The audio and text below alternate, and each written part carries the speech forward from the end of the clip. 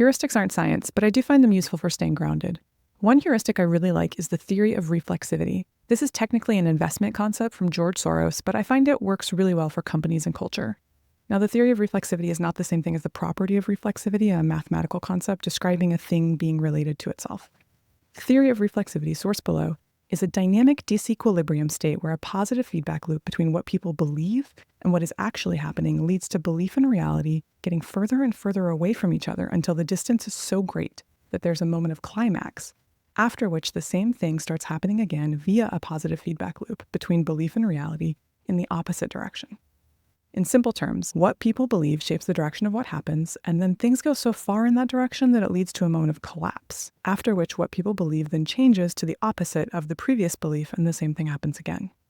And this happens because the world is full of uncertainty, because people have imperfect knowledge, and because saying something is true tends to change what happens.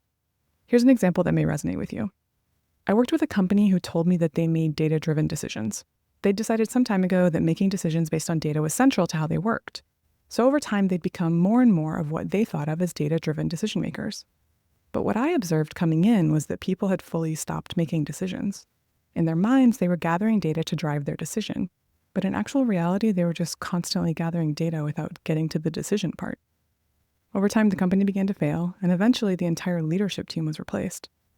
I don't know what their next pendulum swing was, but if I had to guess, I'd say it was something about being decisive. Now, Soros doesn't think you can stop these pendulum swings. They happen and you have to make the best of it. And I have to say, having seen many companies do many things that became more and more irrational and illogical before they changed direction, I tend to agree. So I hope having an understanding of the theory of reflexivity helps you, as it's helped me, better deal with this kind of organizational disconnect from reality.